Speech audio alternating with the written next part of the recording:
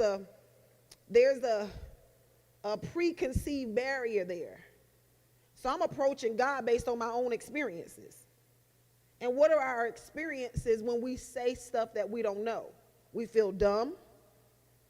We feel stupid. We feel out of place. We feel like, why am I doing this? You see that's natural to feel that way. But you edify the spirit by doing so. You build up your most holy faith, which is why we don't speak in, and many people have come and they've asked us, there's like, I thought y'all was a Pentecostal church. We don't hear y'all speak in tongues that much. We don't hear y'all, because speaking in tongues ain't for you. It's for me. Because it edifies my spirit. You don't understand what I'm saying. So Apostle does not allow folk to get up here and speak in tongues a whole lot. Because spirit understands spirit. Everybody ain't spiritual. So how can we get on one accord? We can't. The purpose of up here in an opening service is to put everybody on one accord. If you're just speaking in tongues, who's on one accord? You see what I'm saying? Not everybody, because everybody ain't spiritual. So you just excluded a huge group of individuals. In intercessory prayer, we speak in tongues more. Why? Because a fleshly person ain't going to too much come to intercessory prayer. So he allows it then, more. But not a whole lot on Sunday morning. When you hear apostles speak in tongues, this past Sunday, y'all, we just doing recap with questions. I know y'all feel like y'all missed stuff, ain't it? Don't be scared. Look at Tasha. Look at her. Look at her, look at her, look at her, look at her. You go on and say, oh my God. Yeah, go ahead and say it.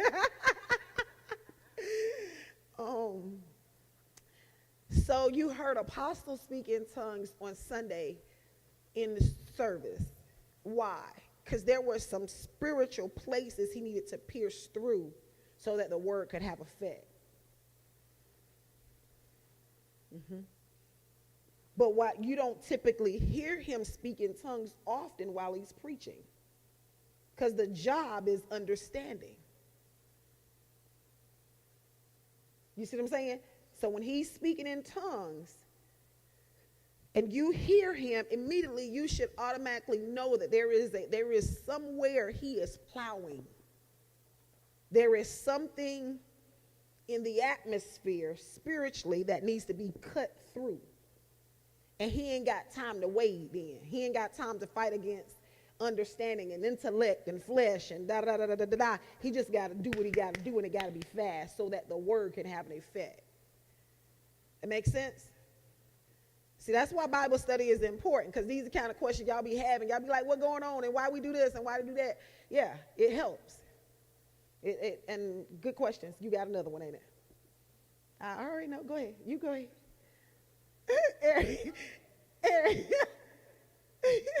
Eric said, let me cut in. Hold on.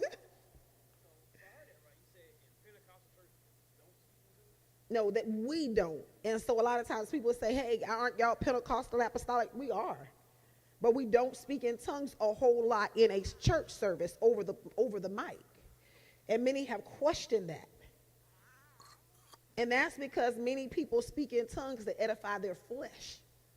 They want to prove to people that they're spiritual. And that tongue ain't doing nothing but hitting the roof and falling back down on top of your head.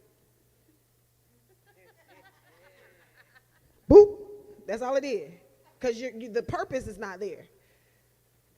Or we speak, or many times in the Pentecostal Apostolic Church, we speak in tongues when we got nothing else to say. And we use it as a filler. We use it as the same way we use when we're talking. Be like, you know how like when we have different mnemonic devices that we do? And so what we do now, we in church, in the atmosphere, we insert tongues for what we done forgot to say. Because we think it make us seem more deep and more spiritual. But Apostle and I will challenge our intercessors. We've had times where we've told the intercessors, you cannot speak in tongues today when you pray. What you saying? What you saying? And then there are times we tell them only speak in tongues. What you saying?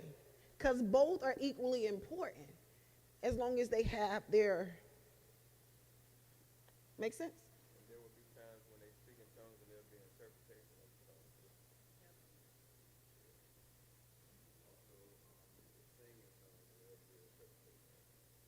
Have you guys ever, some of you new ones have probably not seen apostles singing in tongues. Typically when there is a intercessory prayer, do it BJ high sound.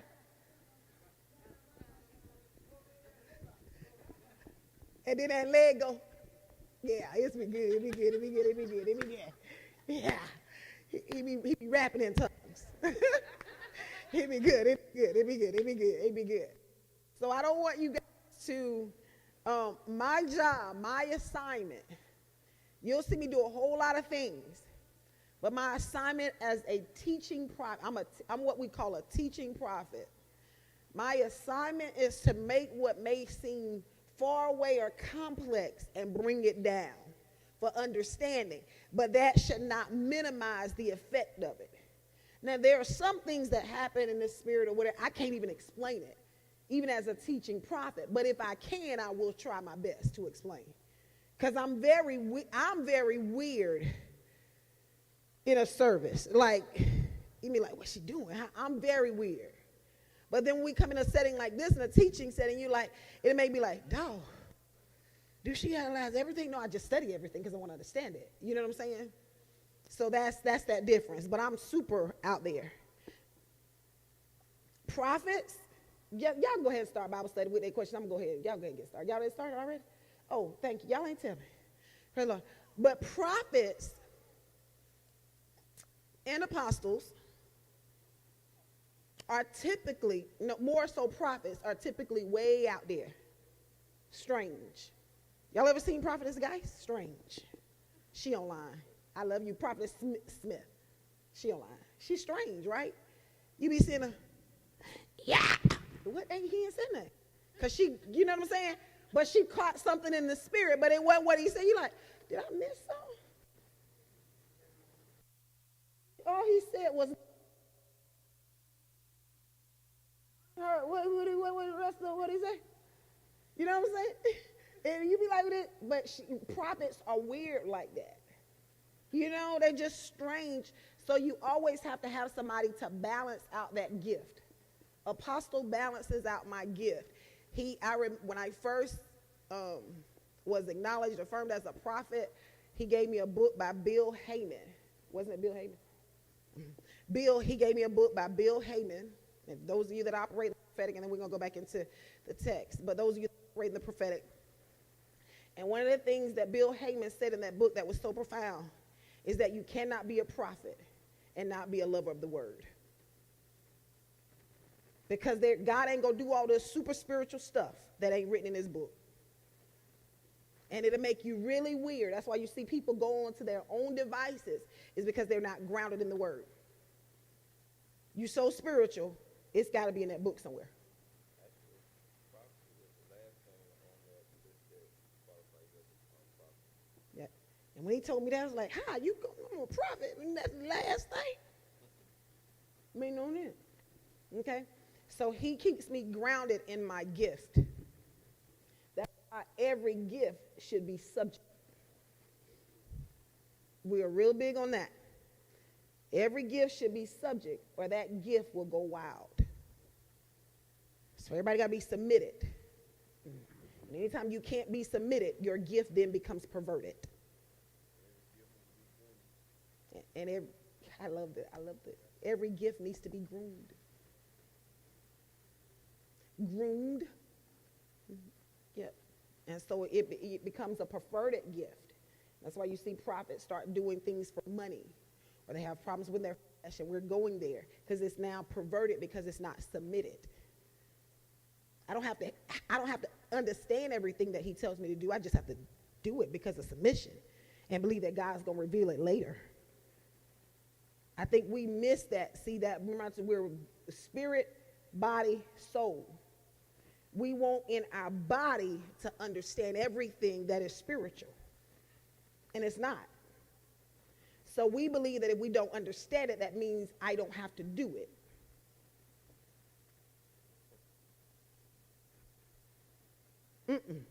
Now your gift is a perverted gift. Because now your intellect, which is your flesh, now has more weight than your spirit. Y'all follow me? And that's when and let me tell you how you can identify that, is you'll say stuff like, I heard them, but flesh.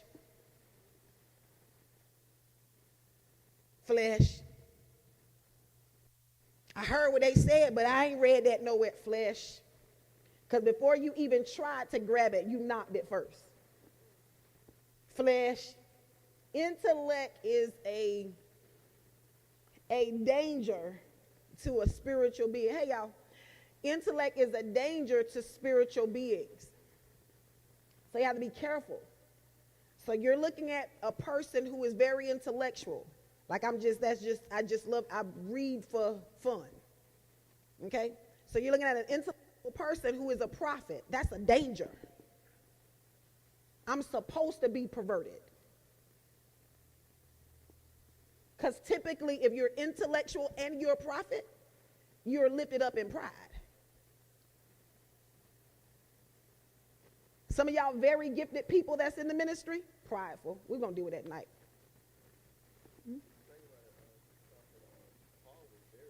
Very. Counted all is done. All right, let's go. Y'all ready? That was all. Hold on, you had one more question. What was your other question? You good? He answered it. He got it. See that? Look at that. Look at that. You been tonight. You the Ben. Yeah, you the Ben. And I know Ben is online. Ben, I know you online, but I got somebody in person. Jazz is you on tonight. Jazz is you. My sinuses are acting up, and so I gotta drink this hot tea. I hate trying to drink. V, he wants some too. He talking about where the tea lady. TT. She in the back probably fixing you some. Okay, God, that's hot. Jesus Christ. I complain because it's too cold, and then it's hot. She gonna burn out that. She gonna burn it out. Y'all good now? You settled. All right, we going on because y'all was only supposed to have 15 minutes of questions. And y'all did a whole 30. Praise the Lord. A whole 30, Jazz. 20. Apostle said 20. Okay, I'll give y'all 20. Apostle said 20. Tea lady. Apostle wants some too.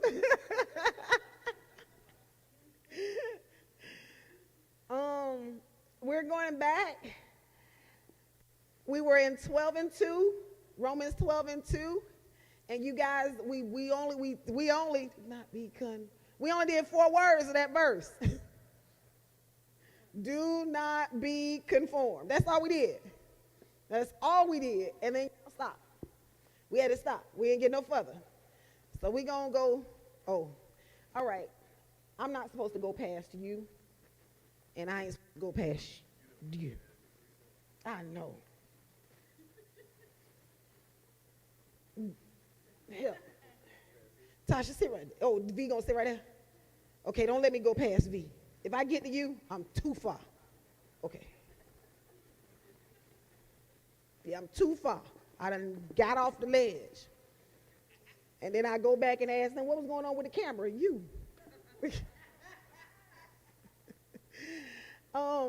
So Romans 12:2 is where we're at. And somebody explain to me what it means to do not be conformed. Just sum it up. From last week. Oh, now y'all want to scratch. Oh, it was all right when y'all was asking me questions from last week. But it's not all right when I'm asking y'all. Oh, that's good. What did you say? That's the key word from the Greek. Yes. Fashioned. Do not be fashioned, shaped. Uh-huh. Yes. Very good. Very good. I'm already all right. Because in the word conformed is a scheme that is put together. So it is fashioned or a scheme or a plot. So don't allow the enemy to scheme and plot against you. That's what it means to be conformed. But I got to go to the next word. It says, do not be conformed to what? We skip over that very easily because we believe that we know what this world means. And we don't. Can somebody explain to me what it means of this word? What do you think it means? Earthly things. Mm-hmm. Mm-hmm. Mm-hmm.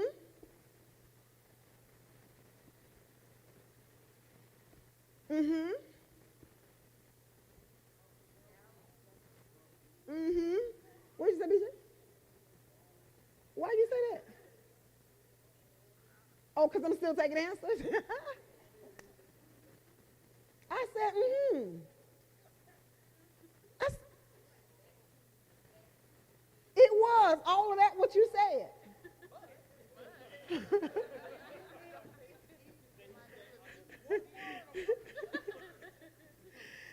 Maybe I'm not looking for a word, but I'm looking for a scripture.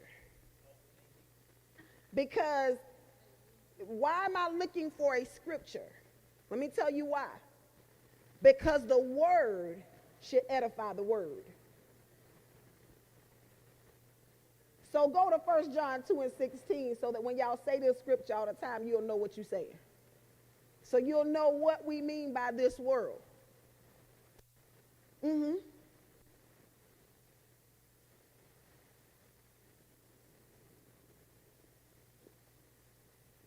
Anybody got it? Give me multiple versions too.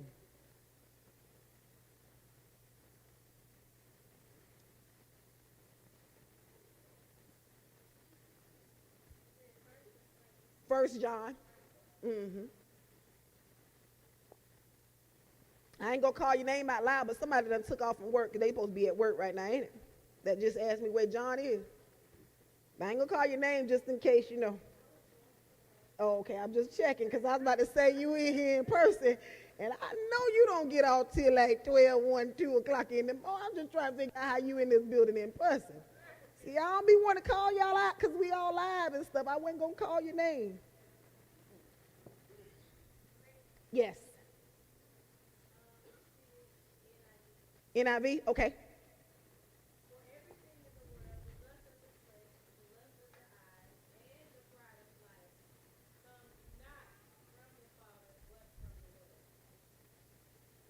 Yeah. Wasn't that loaded? Now, do you see why I said, Now, do you understand why I said, for all that stuff y'all was calling out?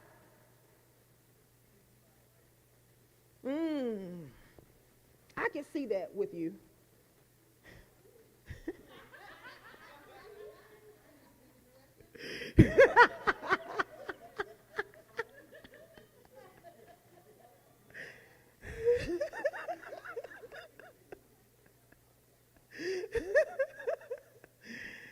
I love you, son.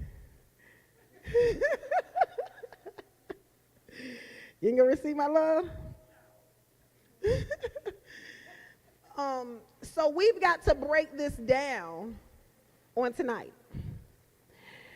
Because we always talk about the world and what does that mean? Because see, we have this connotation that the world is simply anything that's outside of church, and that's not what he says the world is.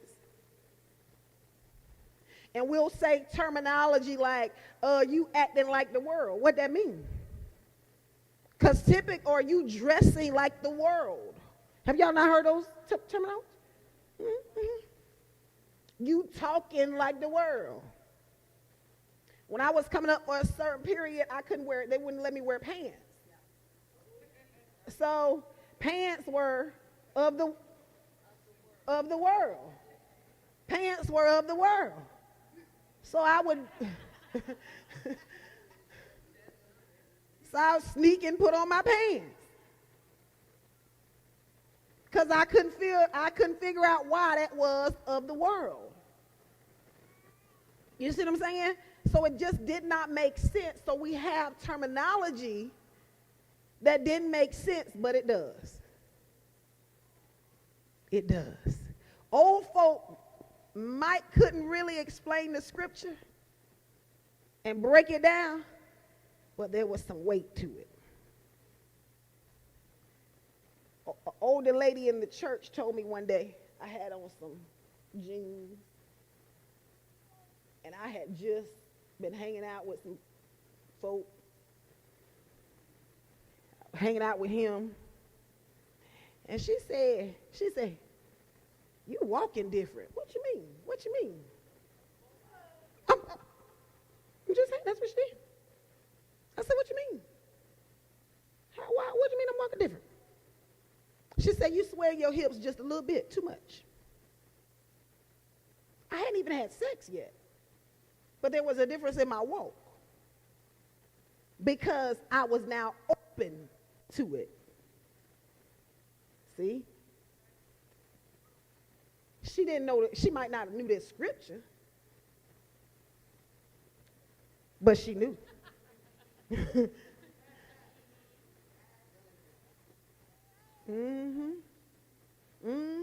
All of that. And I was like, no, I ain't. I'm like, what you mean? I'm trying to walk different. What you mean? And now that I done got older, I'm hollering and telling folks, you walking different. I know what it means now. I done got old. I know what it means. It's a different stride. You sway them hips a little extra. Sir, not my lesson. That's exactly what it's saying. That walk is a little bit different. All right, let's unpack this. And let's deal. Which version are you in, Jessica? I need you in KJV for tonight for me. Only because, no, if I explain why I need y'all in KJV, y'all gonna come back with questions next week. Huh? You see, look at that. I'm just gonna zip that up and tell you that we're gonna be in the KJV because it is more closely connected to what was written in the Hebrew and the Greek. I'm gonna sum it up like that. Because when we go into the other versions, no, you just switch it to it. Oh, I know the Bible now. That wasn't it. She did good. Oh, yeah, she did good. Jessica fast now. That wasn't it. That's up there now. That wasn't it. Because there's a key word here, lust. So the world is defined. So when he says, do not be conformed to this world, he says, I need you to address the lust of the flesh, the lust of the eye, and the pride of life. That's the world. So if you're trying to figure out what it means to be of the world or to be like the world, it's these three things. If it's outside those three things, that ain't it. So if you're trying to see whether or not you're walking in the spirit or walking in the flesh, if it's the lust of the flesh and the lust of the eyes and the pride of life, then it's not your spirit man. Remember, we're three parts. We live in we're tripartite, but I switched it up instead of saying we are I know, so we live in a what? We have it. We have a what? We have a soul, but we are, very good. See how I flipped it, and it caused y'all all kind of confusion. Because I want you to know it, not just recite it. Sounds good? Let's unpack lust of the flesh. What does it mean to lust? Desire.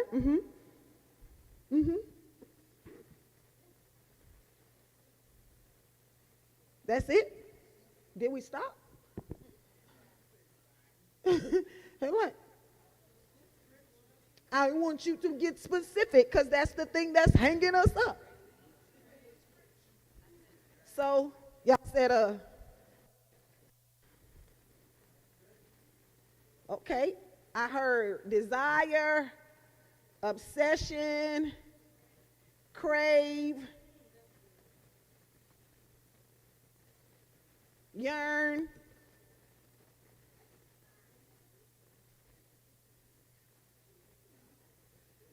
This gonna lead us into soul ties. Y'all know that, right? Okay, just y'all see that? It's gonna lead us there. There's a method to the madness. A hunger,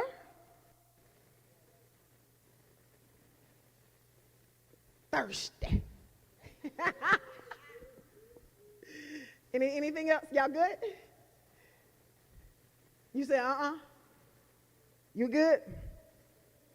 What if I told you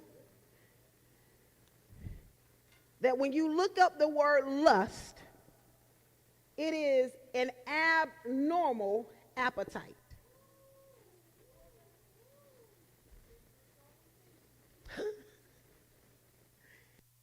Abnormal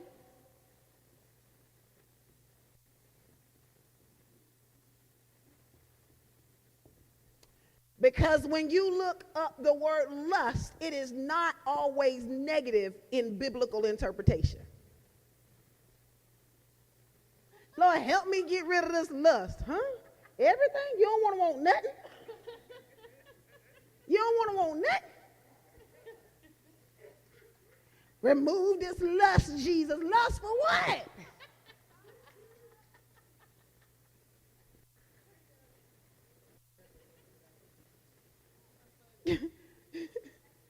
You feel me? We like, y'all praying for something that he gave you.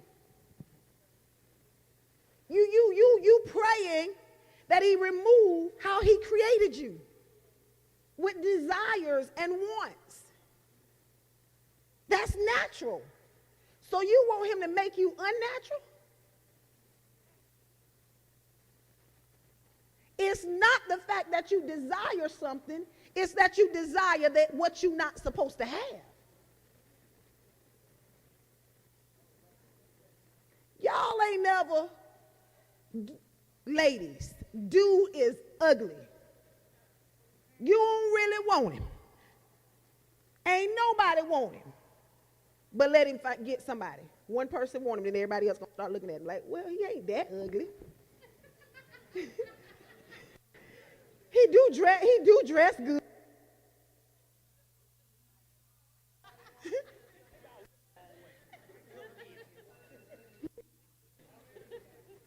He might be ugly, but he got that paper.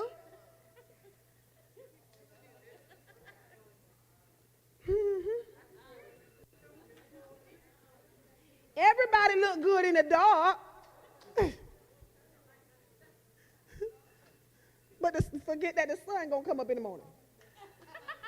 It's gonna come up. That's gotta be Benji's phone because he got an alarm for everything. It's 8 o'clock. He got an alarm for everything. Probably gotta go pick up somebody from somewhere. No, it ain't. You ain't gonna tell us what the alarm is. I understand. That's your business. So lust after things is not bad. Because he says, I'll give you the desires, but y'all just define lust as the desire. No, it ain't levels. It's the object of the affection.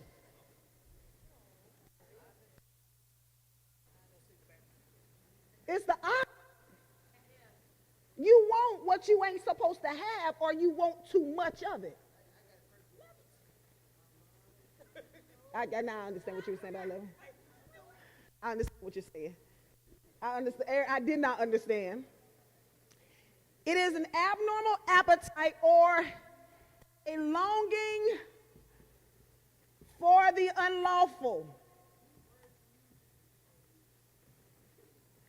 Huh? This is really, really what?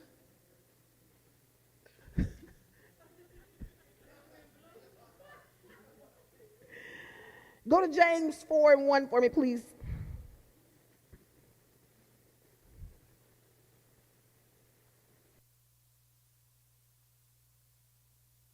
James 4:1.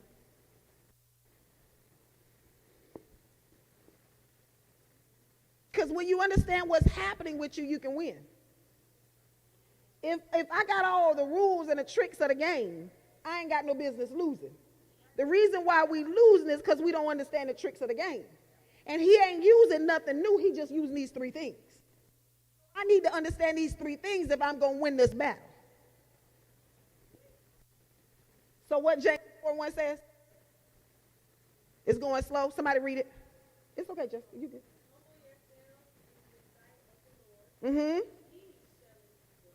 Keep going all the way to 3. Let me make sure me and you in the same place.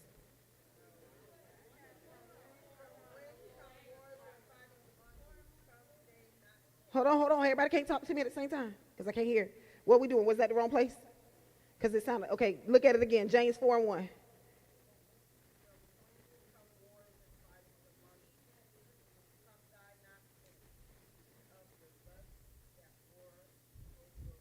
Where's that? Okay, keep going.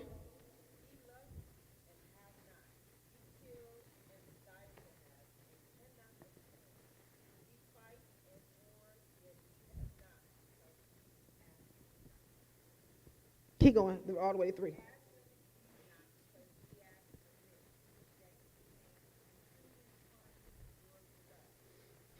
The reason why you fighting and warring is because you got some abnormal appetites that are out of control. So much so you desire, when we're talking about the lust of the flesh, the lust is when you desire with no thoughts of the consequence. You ever had somebody say to you, I love my spouse, but they still have somebody on the side?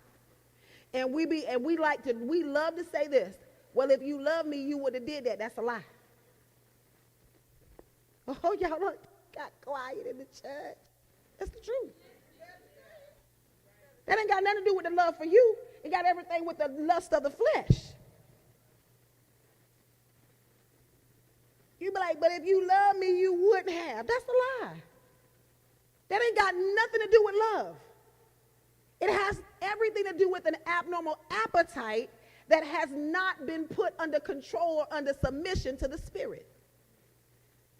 I don't care how good you are, until you deal with the lust of the flesh, it will always run you and rule you because you have no thought of the consequences.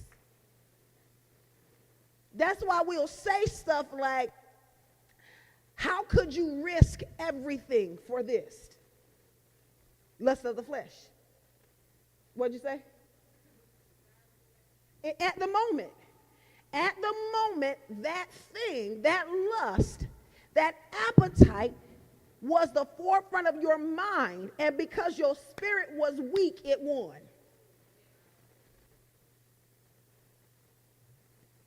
I don't care how many counseling sessions you go to. If you got an addiction, that's the lust of the flesh. You can't counsel out an addiction. You can't 12-step an addiction. All you gonna do is replace that addiction with another addiction. It don't work. Ain't no 12-step program for that. I am one heck of a woman. Yes, I said it just like I said it. I said it like I meant it. And this t-shirt I got on right now that says the smile on his face is Jesus and me. But if God had not delivered him from the lust of the flesh, I don't care how good I am, the lust would still rule him. Y'all be like, I'm a good woman. No, you can't. No, you can't. No, you can't. You can swing from the chandeliers and it still ain't going to change nothing. No, I ain't talking about no praise dancing.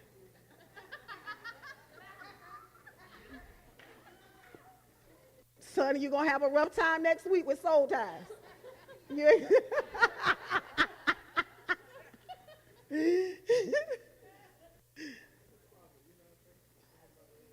Yes, sir.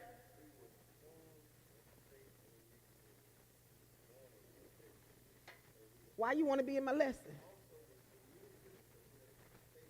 Why you want to be in my lesson?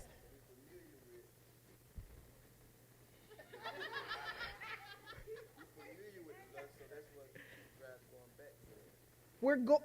He need volume. Can give him a mic, Adrian. They want to hear you in the back. They was pressing the remote. They was turning you up. They like volume. They were like volume.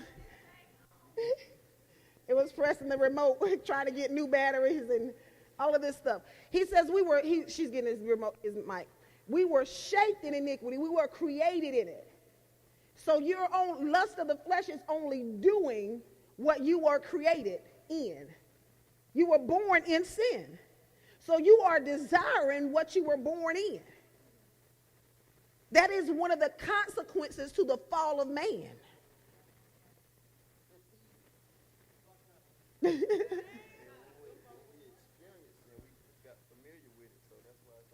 Say that again. That was a good when we experienced it. Say that again. That was good. It was when we experienced the sin, we got familiar with it. So that's why it's so hard for us to come out of it. To keep pulling you back. That's why we on soul winning. That's why we on soul winning. Yeah. Because you want what's familiar to you. You become desensitized. So it's no longer sin because it's so familiar to you. It's a trick of the enemy. I remember when my kids were coming up, they used to be mad. I mean like mad because I wouldn't even let them watch Apollo. Real talk. Yeah, I wouldn't. Because in my mind, I wouldn't let them watch Apostle. I wouldn't let them watch Apollo. What'd you say, BJ? No, not no Soul Train. No.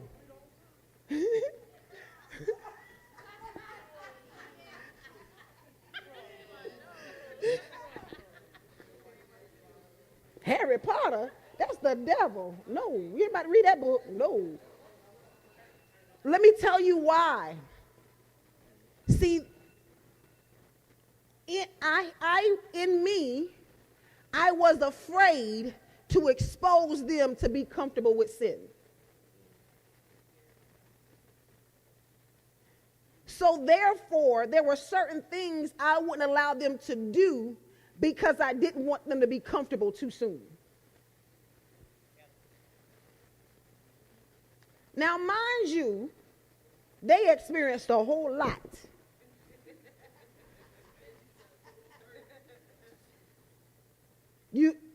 They experienced a whole lot. I'm still getting stories I know nothing about. But I understood the dangers of exposure. That's why you must be careful with what you are exposed to. Because it makes you comfortable with sin. It ain't that you going someplace is sin. That ain't no sin. But it's going to make you comfortable with sin.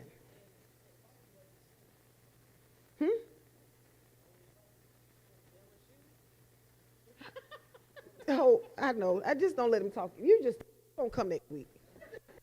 You're right. You just don't come. You get a pass. What was a sin for you?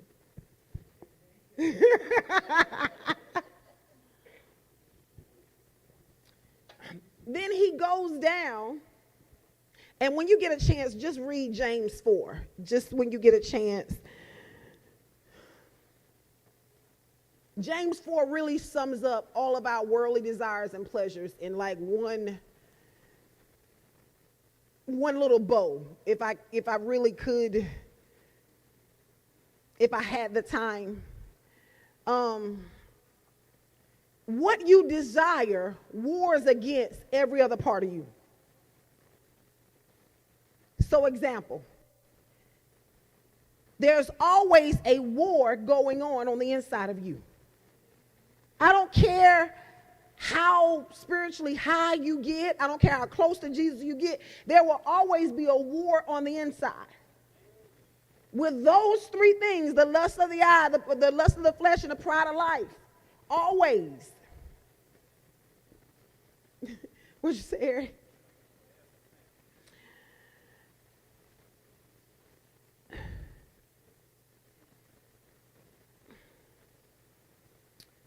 When there is the lust of the flesh, you're not aware of the consequences of your sin, and you also forget the will of God for your life. The design for lust is to get your mind focused on the object so that the will of God for your life is no longer as important. You follow? Because that's in the back of my mind. I'm not thinking about God's will. And I'll say stuff like, but he will forgive me. He will. But there's still going to be some consequences. You follow? So when the lust of the flesh, the design is to get you to forget about God's purpose, his design, his will for your life. All you can see is that thing that you want. That is why most people, when you talk to someone, I have talked to several people, many people with AIDS, and they say, they didn't live, many of them that I talked to did not live a promiscuous lifestyle. They didn't. They believed that AIDS was for the person who was loose. Because in that one moment, they wasn't thinking about the consequences of that lust. That's why so many have AIDS. The lust of the flesh will cause you to disregard your future because all you can think about is your present.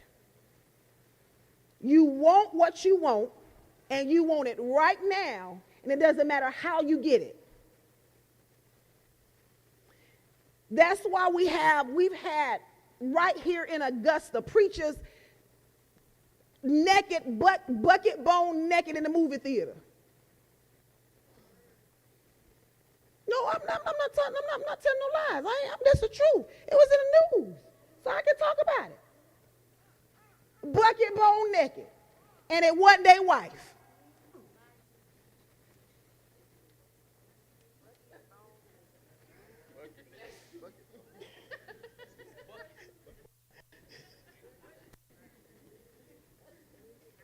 Because it's the lust of the flesh. I don't have any, they had a career, thriving ministry, but that lust had no regard to what I'm going to lose. When you don't get control over the flesh will eventually override all of your senses, all of your conscience. You become a fool and a slave to sin.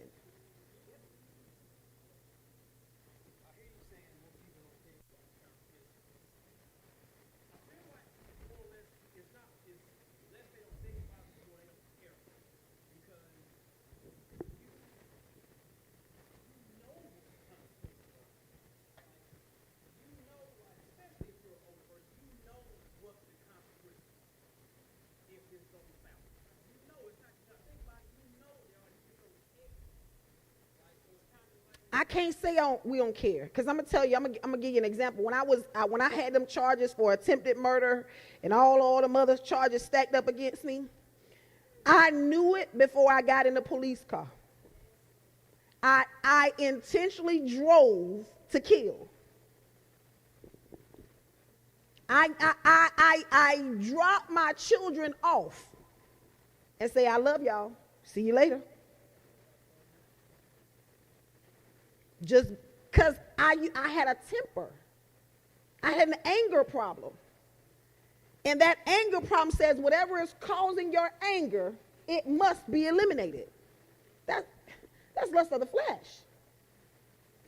BJ told me I'm crazy. I was. The lust of the flesh, that's all that is. And it was wrapped in the pride of life, because ain't nobody about to make no fool of me. That's all it is. That's the pride of life. So I can't say that you don't care, because even with the police standing in front of me, I still was fighting. Ain't you Pastor so-and-so? Yeah, praise God. Mm-hmm. Churches on Sundays at 11:15. Whoop. That's crazy. That don't make no sense.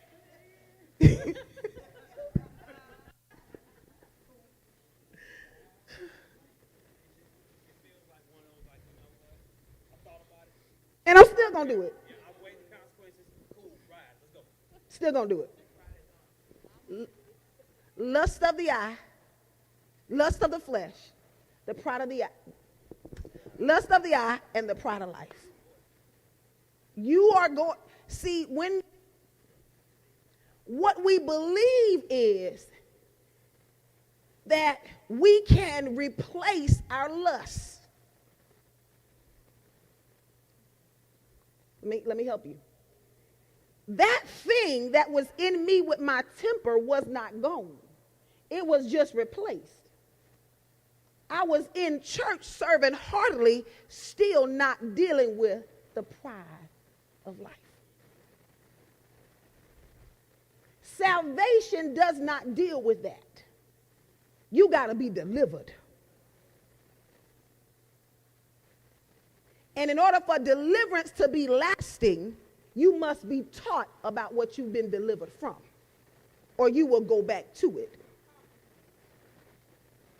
That's why deliverance without teaching ain't going to last long.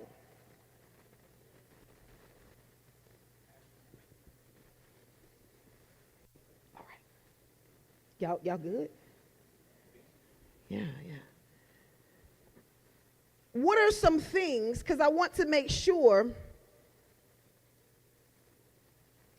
that we don't believe that the lust of the eye is only sex. It can't be. It ain't just sex, y'all. It ain't. You know we got some folk who don't even like sex. So it can't just be sex. It is any abnormal appetite that has a disregard to the will of God for your life.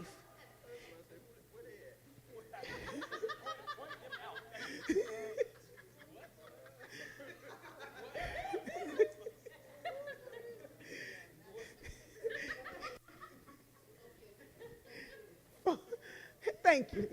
You in charge tonight. Keep you in charge. Keep everybody on point. So it's when we desire or crave that which goes against the will of God. It is that which we desire and crave that causes us not to regard the consequences of our actions.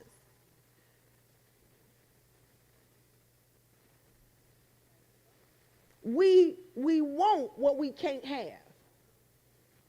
Lust of the eye, lust of the flesh, all of that. We want it because I can't have it. It ain't that you really want it.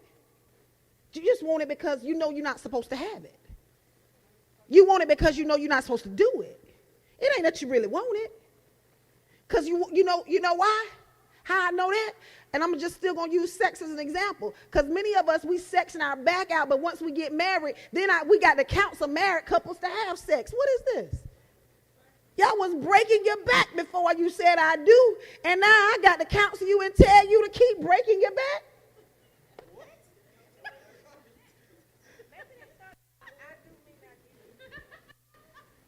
Real talk. Y'all sneaking, y'all in the corner store, y'all y'all in the parking lot, y'all in the trees, y'all everywhere. Like rabbits.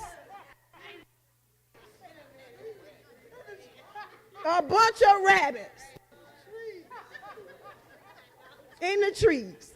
This is nature. We one with nature, baby. We one with nature.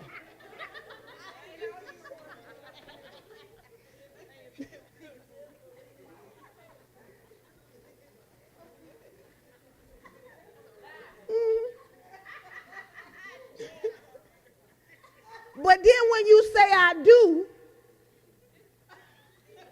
I'm tired. You was tired before you said I do. But you would still get out work, go wash up, and still meet them tired as you can be. Some of y'all wouldn't even wash up.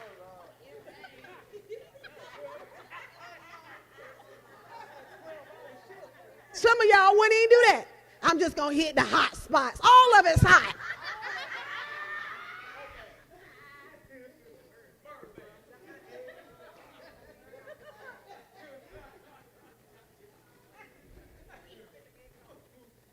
Because the lust of the flesh desires what we cannot have. And then once we get it, we no longer want it.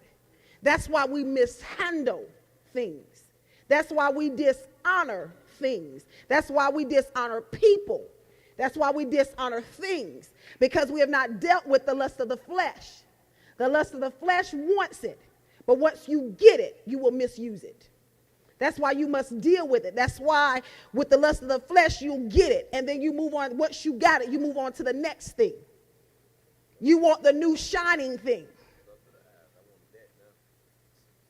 It even applies to even ministry. We have folk come, oh, this is the church. I'm with you for life, prophet. Is this the church? Yo, it's your voice, prophet. When you speak, I hear God. I said, I rebuke you once. This ain't the church for me. I don't know. This ain't this. I don't know if this way I'm supposed to be at. I don't know. I thought I heard God, but I don't hear it. Because you wanted it because it was unfamiliar to it. But once it became familiar to you, you no longer want it. Because you haven't dealt with your lust. You want the new thing and the shiny thing. Because there's no responsibility. The lust of the flesh disregards responsibilities.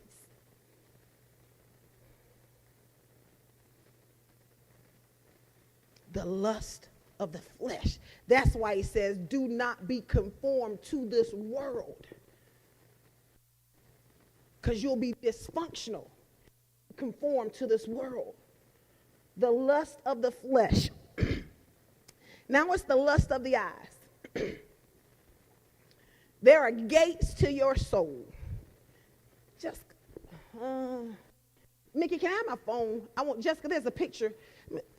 Never mind. I'll give it to y'all. I'll give y'all. I'm gonna send y'all a picture in the chat. For those of you that's at Bible study, whoever invited you, ask them to send you this picture. I'm gonna throw it in the chat as soon as Bible study is over.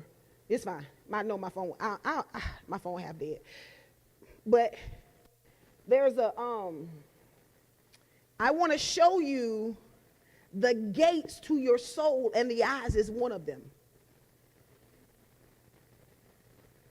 The eyes is one of the primary gates, and is the primary gate of deception. In other words, your eyes will fool you. Folk be like, girl, you done lost weight. All I did was put on all black. All I did was say, you like, girl, you did good. Child, when I know I ain't did what I'm supposed to do, I wear all black to the gym. They be like, girl, you doing good. Child, that scale ain't say that. The eyes will fool you every time. It is, Chelsea, whatever you thinking, don't you say it, because I can see your face. And you better not say whatever it is you thinking.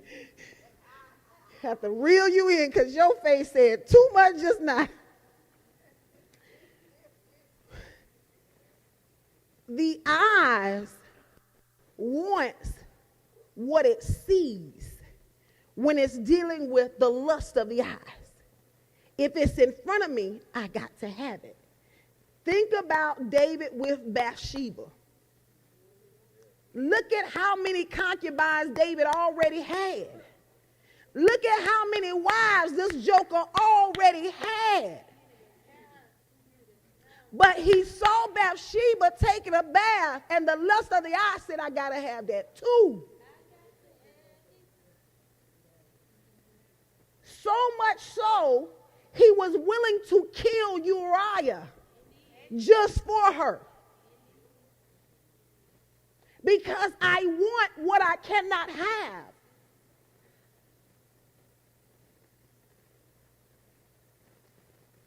Not only did he kill Uriah, but he had no thought of the fact that he would lose everything that he had. How many of you out here living reckless because you ain't dealt with the lust of the flesh and lust of the eyes, so you are about to lose everything you got just for this 3 minutes? Maybe 2.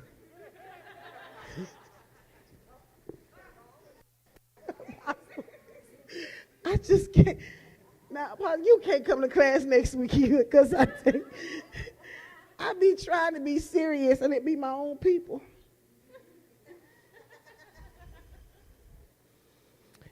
Go to Proverbs 17 and 24 for me, please. No, go to Matthew 6 and 22. Matthew 6 and 22. Y'all can put that scripture down in your notes. They done gave me my time clock. Proverbs 17 and 24. Write these down. Proverbs 17 and 24. Psalm 73 and 7. But I want you to go to Matthew 6 and 22. Yep. Well, while you call it out, whoever just called out 17 and 24, read it. Whoever just got 73 and 7, get it and read it. And then you put Matthew 6 and 22 on the board. Y'all got me? The light of the body is the what? That's how we're going to get to the body. They about to call this 6 and 22. I was going too fast. Lyra gave me a clock and told me that she about to cut me off, so I had to start. Lyra, y'all ain't seen Lyra put up that clock on me? Lyra, you did give me that clock. Oh, who said stop it? Oh, yeah, Lyra done put up the clock on me, and so that means my time about to be cut off, so my mind said, okay. Is it for real? Oh, Matthew 6 and 22. The light of the body is the what? If therefore your eye is single, the whole body shall be full of light. Somebody explain to me what you think that means. Because I know all y'all look like, what that mean, Willis? Huh?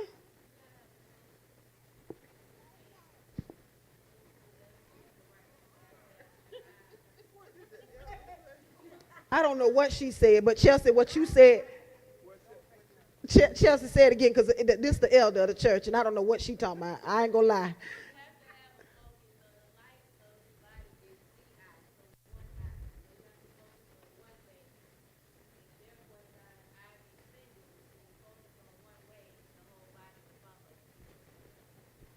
What she just said.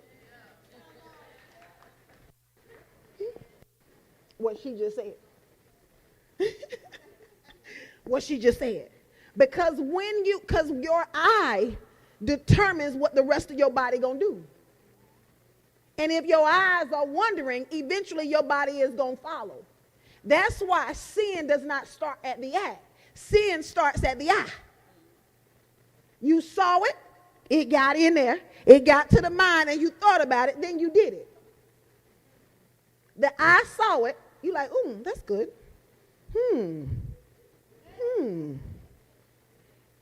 And then your mind, that's why he says you got to pull down every imagination and every high thing that exalts itself against the knowledge of God.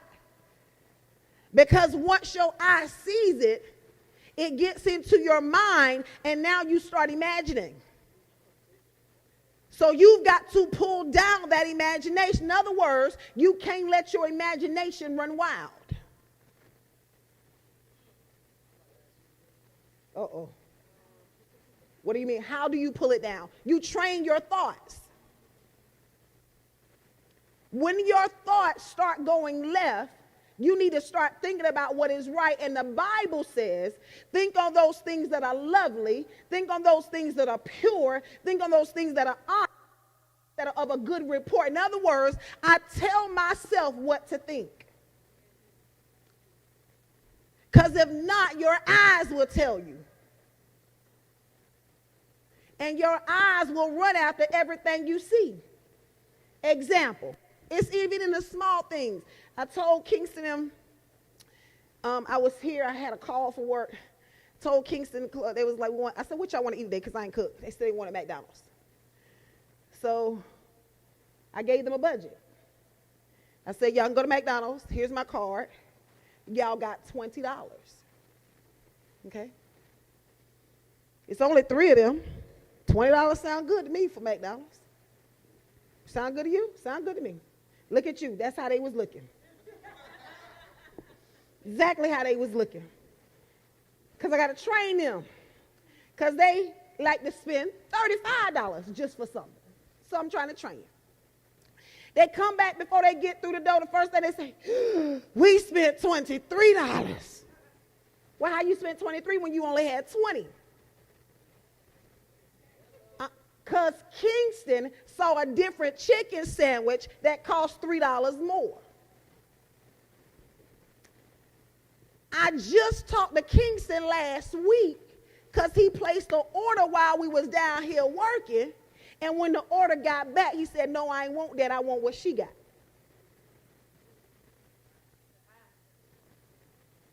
You see? Because even at the age of 9, he wants what his eyes see. That's why the lust of the flesh and the lust of the eyes does not start as an adult. They start as a child. That's why you cannot give a child everything they see. Because you are training them to walk in the flesh and not in the spirit. There has to be, so I say to them, you got to give me my $3 back. It ain't because I need them $3. Ain't because I got to have them. It's because he let the lust of the eye tell him what to do a second week. He failed last week. He came back again this week and failed again. So when we try this thing again next week on Wednesday when we down here and I'm working and I got to send him to get something to eat, I'm going to give him a budget again. And I need to see if he's going to learn his lesson. Because it does not matter in his mind. He said, but Nana, you got it. It does not matter what I got. There's still a will. And my will was $20. And you got to follow the will of God for your life. God will give you everything that you desire. But you got to follow his will. And it starts in the small things. The reason why we ain't winning the big battle is because we can't win in the small things. Something like meat on a Monday.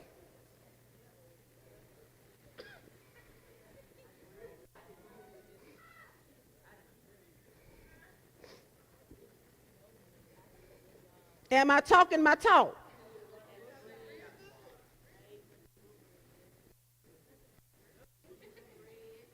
Because she don't eat nothing but meat and bread.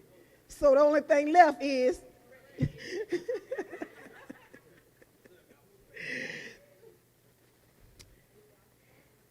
in the Greek, there was a word called epithumia.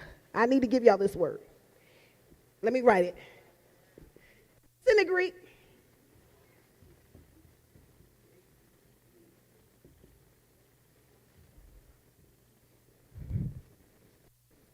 Epi means upon or on.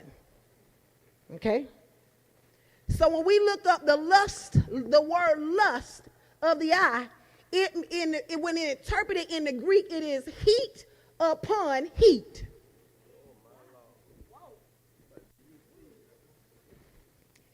This means when you look up lust, it says epithumia, which is interpreted heat upon heat. So the lust of the eye and the lust of the flesh ain't nothing but heat upon heat. Oh. So you trying to figure out why you acting like a dog in heat?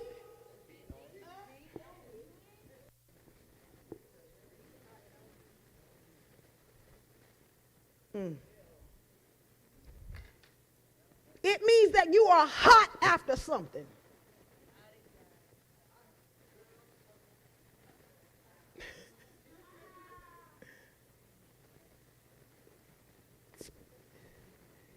There's a fire in your bosom and it ain't for the Lord.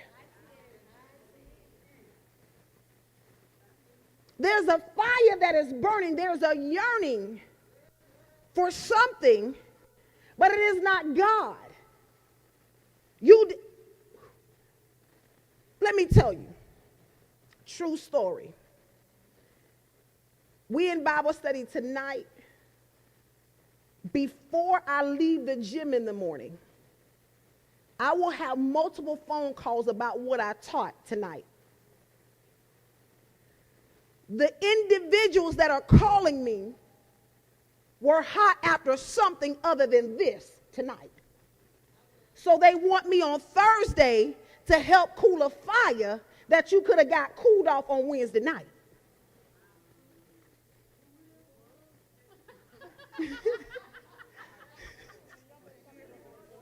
What'd you say, Chelsea? No, and I'm glad she's so transparent. Because Chelsea called me Thursday morning. She was one of my calls. I just talked about this Wednesday night. Why am I talking to you on Thursday about what you could have been here on Wednesday to get? It's because the eyes is deception. It deceives you into thinking that something else is more important at that moment.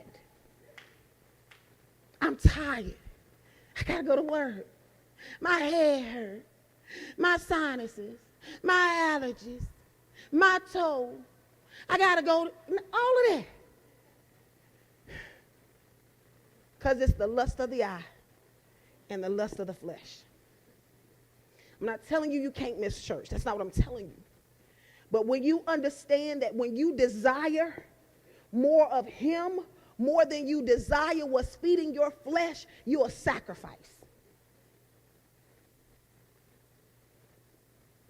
I'm tired of my flesh telling me what to do. On Wednesdays, y'all, they can tell you on Wednesdays, I don't care if I got to catch a ride, bus, plane, train, whatever. Because my car is in the shop. But I get to the church at midday on a Wednesday and I stay. Because my spirit got to be stronger than my flesh. And my flesh has been speaking too much to me lately. So I got to crucify this flesh and tell my flesh it cannot win. I ain't preaching or teaching to you a gospel that does not apply to me. I refuse to let my flesh win in this season because where I'm going is far too important. The will of God for my life will be worked. But the only way it's going to work is if I get this flesh under subjection. And you cannot get the flesh under subjection without feeding the spirit. It ain't going to happen just on a Sunday morning. It's not. Sunday morning gives you power to change. But Bible study gives you revelation and information to change. You need the revelation. You need the information. The empowerment is on Sunday. But how do I get there? You need to show up. You need to get this word. Amen? Leary, what I got? Can I do Pride of Life so I can go to the next?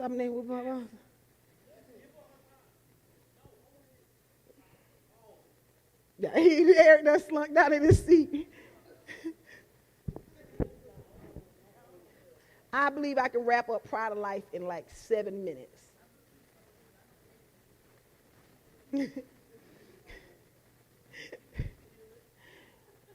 What is the pride of life? The pride of life is anything that will cause you to be lifted higher than God. It's like you crave attention and accolades. You crave achievement. If you're not the spotlight or the center of attention, you feel like you're less than. Your identity is wrapped up in recognition. You have a false humility. You're like, no, I don't want none. You know you want to go. No, I don't want to. No, I'm good. No, you're not good. You really want that. You really want to hang out. But you be like, no, I don't want to. I'm good. That's a lie. That's the pride of life. Pride of life looks like humility when it's fake.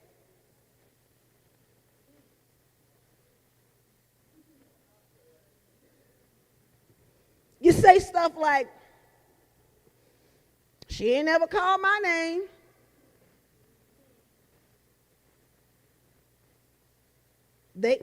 Or I'm going to use the praise team for an example. Praise team up here singing. You looking to see how many people stand up when you sing versus when somebody else sing. Pride of life. Because you want to see the same number of people going to stand up for you that stood up for this person. That's pride of life.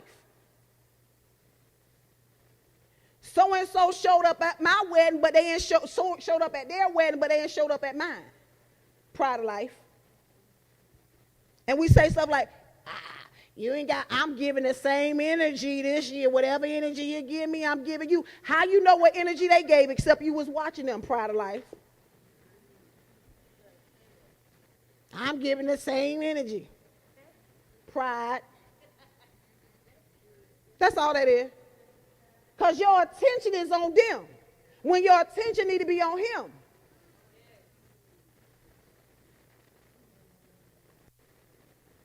Love to say stuff like the black sheep of the family. How you know?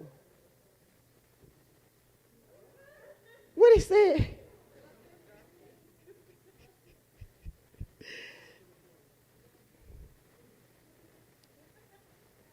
Or you have, when you know it's the pride of life, you have what I call illusions of grandeur.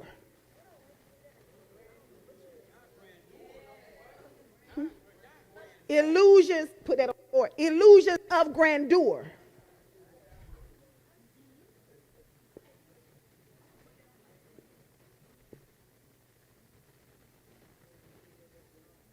You think everything you do is great. You think everything you do got to be applauded. You think everything you do got to be celebrated. You think you the best at everything. You think you number one at everything. I'm sorry. I don't care how great you are. There's always somebody greater. Illusions of grandeur. You are so caught up in yourself. You are self-exalted. Here's what we say. I'm self-made. Ain't nobody did it for me, but I'm self-made. I got it out the mud. You a lie. You a lie. You are a lie. You ain't self-made, because what you just did was took God's credit. You Lucifer made. That's all you are. Because self wants to be, or the only reason why Lucifer had a problem with God is because he wanted the attention or the light. You got to be careful, parents, telling your children that was good and you know they ain't did nothing. How that's good? Even though you made an F, you did good on attendance. What? Huh?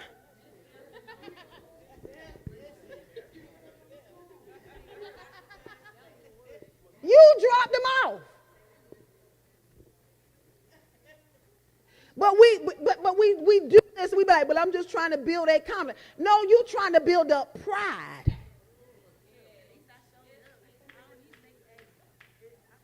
You ain't did nothing. Since he want to talk so much tonight, he would always come. Since you want to talk, he come. B's and C's. What is that? That don't mean nothing. Because you ain't, check this out. I know you. Because you got that for showing up. If you'd have did a little something, you'd have had an A because I know your potential. So, but my grade's better than, so I don't give a flip. Throw that in the trash because you ain't did nothing. Because that's not your best. Oh, you do get your money. You do get that for that. I know what you're talking about. You didn't do anything. It's a falseness. So we be like, you know, this what y'all do. Get up here. Michael be singing, and y'all, that boy, this is how Elder Burroughs used to be. Nephew, you did the thing today. Where you was at? What church service you was in? Oh, nephew, I felt. You ain't felt nothing. Because Mike ain't did nothing. That wasn't nothing but flesh on parade. See, y'all don't like that kind of talk. See, y'all don't want to, see, if I'd have told some of y'all that, y'all wouldn't be able to handle it. But I know my son. And I know there wasn't no oil flowing. And if there ain't no oil flowing, it got to be flesh. So I need you to come back next week and see if the oil's going to flow. Because I don't care nothing about your talents, because that's pride. You can sing, that's good, that's your talent. But I need to know if the oil's going to flow. See, y'all like this falseness. See, that falseness and not getting truth and reality will have you lifted up in pride.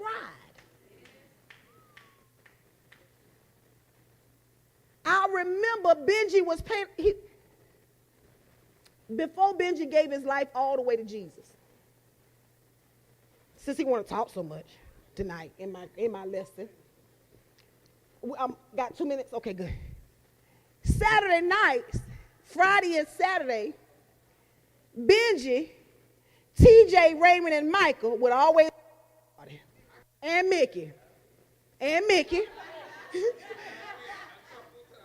Mickey ain't go as much as y'all now. Mickey was home with me. Yeah, but he did go 3 now. He did go 3. But Friday and Saturday night, they would always party. We had just started the ministry. So Sunday, Benji, he playing the keys. Benji, I understand God's still working on you, but I don't like the sound I hear on Sundays. I'm not going to make you live our life of salvation, but you need to be home by midnight if you're going to get up on Sundays and do anything in TOF. And them Negroes ain't believe midnight was midnight.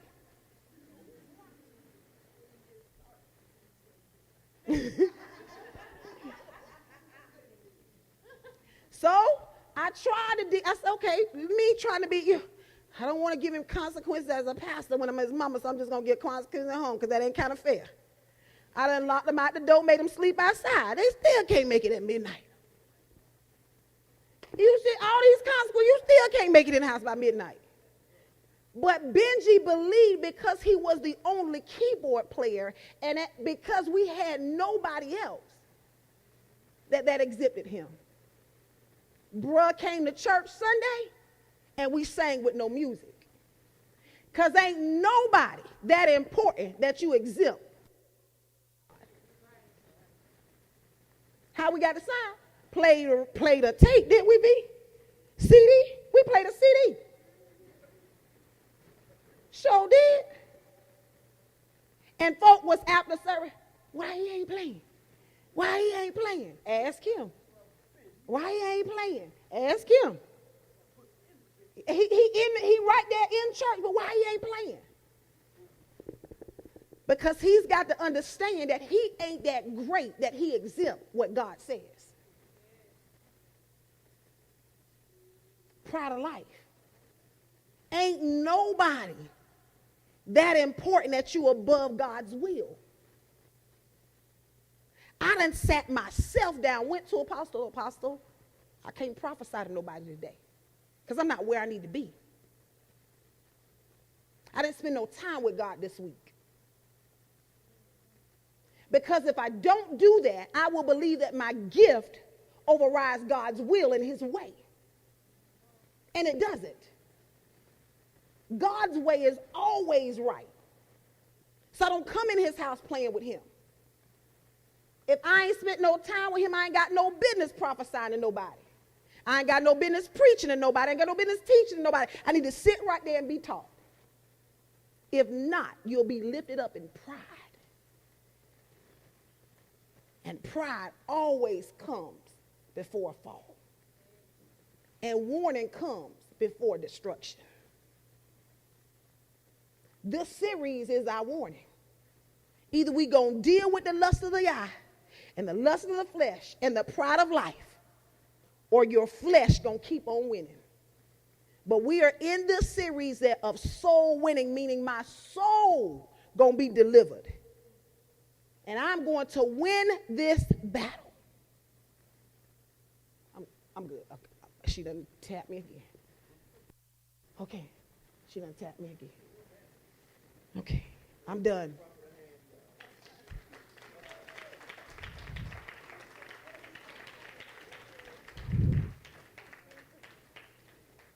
Yes, I'm done.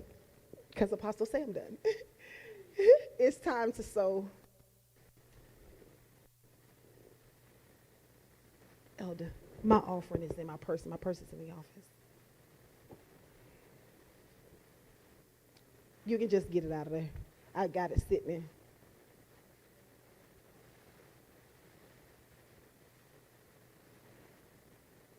I need y'all to put a thumbprint in your mind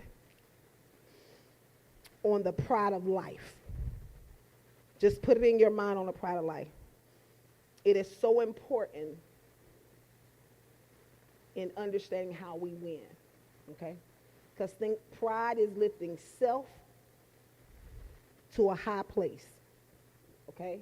Pride of life is lifting self to a high place. And how do you win? Something has to be higher, okay? And so we'll go there, all right?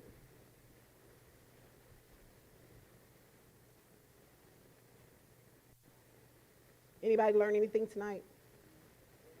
Remember, 7:15 to 7:30 is questions.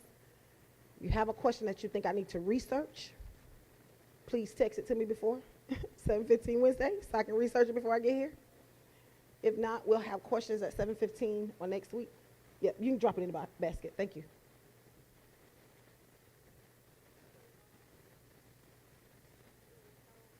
Oh, I ain't do all of them? Oh, my, I'm sorry. I ain't do all of them. Psalm 73 and 7. And Proverbs 17 and 24. I didn't get to those. Thank you for a reminder. You got them. Everybody's giving. Everybody's good. We did not have glow because the dancers have taken my Tuesdays. And I'm allowing them to do it. So I'm thinking about moving glow to Mondays, but I need to make some adjustments in my schedule to make it happen. Because most of the dancers are available on Tuesdays, and that's why I've allowed them to take Tuesday. I believe that God is really doing some things with VOW, with DOD. He's taking them somewhere, and they need that time. And so I've given up Tuesdays for them, and I am making some changes in my schedule for Mondays to move glow to Mondays if possible, okay? So that's why we did not have glow. I know some of the kids are like, hey, what's happening? I'm not sure if September may be a full break for me from Glow, but I'll let you guys know as well. The women's conference is bigger than I imagined, so there's a lot of work that needs to be done. And so I got to try and carve out my schedule, okay? Registrations are still pouring in a lot. VIP sold out. Yes, Lord, hallelujah. And so there's just a lot to be done. We are 30 days away from the conference. And so we got to get a lot of things accomplished. There will be those of you that I may be reaching out to, because we got to get some stuff done, things that I know, hey, you're good with this, you're good with that, and I may ask you to specifically handle certain tasks. But I'm excited. Y'all keep me in your prayers. I'm excited about the conference. There's a lot of women that we have not met that will be present. And I just believe that God's going to do something major at the conference. This Friday, I'll be preaching at COP for their marriage ministry. They have opened Friday night up to those that, hey, I want to learn about marriage and I want to be married. They have opened it up so it won't just be married couples. So those of you who desire to be married, all those things, you want tips and things of that, I don't have any that. I'm trying to, when I talk about marriage, it's raw, so I'm trying to figure out how, and Taylor and me and Jesus having conversations, you know what I'm saying? Like, how am I going to tailor this to a service? So this is totally out of my marriage. Yeah. I like closed doors. I mean, not like that. See how you went left? You see what I'm saying? I'm talking about so I can really talk candidly. You know what I'm saying? She went left. So that's on Friday, and then what else is coming up? I did not open up the link, but I was supposed to. Baptism, the church picnic, when we have it, I think that's September the 8th or the 9th. September 9th, when we have the church picnic, baptism is always first. When we do baptism, it is old school baptism. It is in the river. We ain't no, did they heat up the pool? No, whatever the temperature is out the door, that's the temperature of the water. Okay? So we'll have baptism that morning. It is absolutely beautiful. But we'll have baptism that morning, and then we'll have the picnic later, and we'll just have a great time.